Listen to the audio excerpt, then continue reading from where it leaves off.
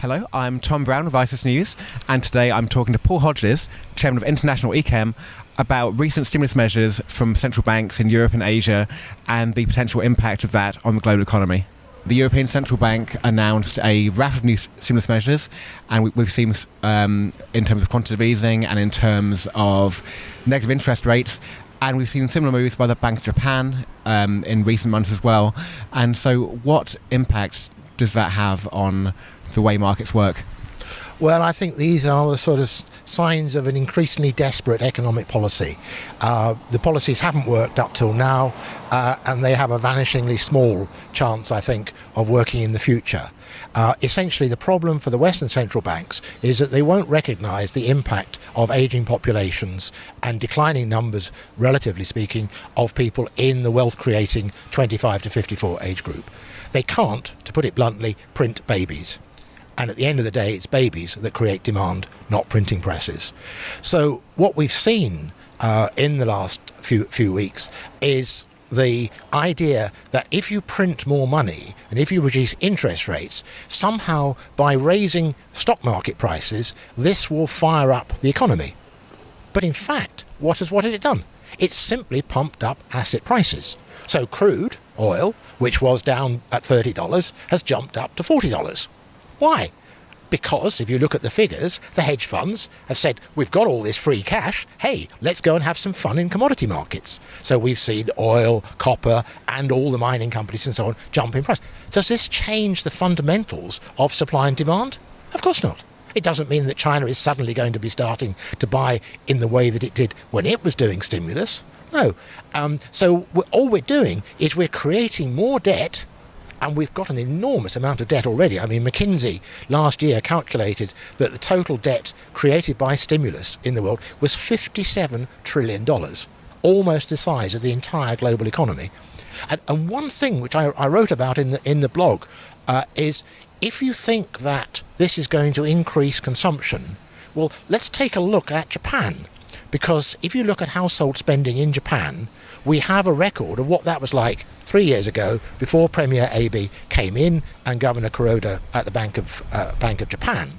And if you compare household spending in 2012 with the new data that we've just got for 2015, you will see there is no change whatsoever in the actual amount of Japanese yen spent.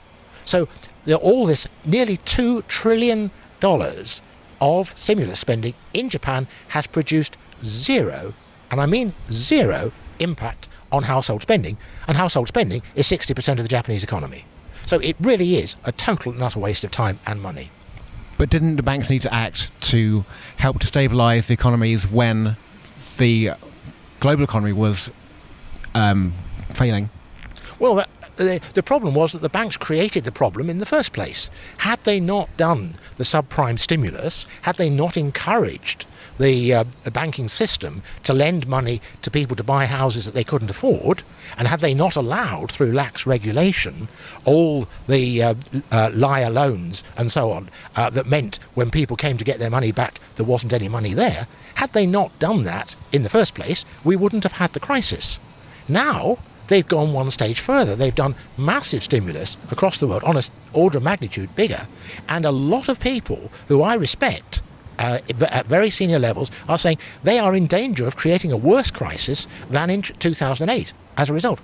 There is no way, the problem is, there is no way that they can create demand by printing money.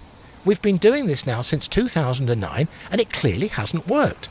What you do is you get a one-off effect where people, for one-off, rush out and spend, but they spend it, if you look at China, they spend it on completely stupid things.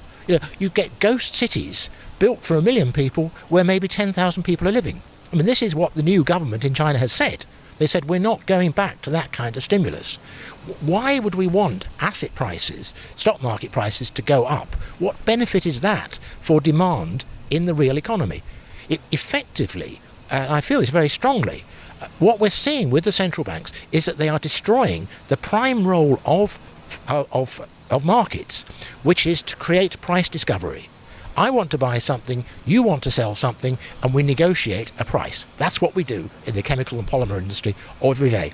But if somebody comes in with a vast wad of cash and deposits it in somebody's pocket, well, suddenly price discovery goes out the window. Oh, all right, yeah, I'll have 5 of those. And that's the problem. We've lost that analysis, and it is proving a very bumpy ride to get back to reality. Thank you, Paul. From ICIS here in London, I'm Tom Brown.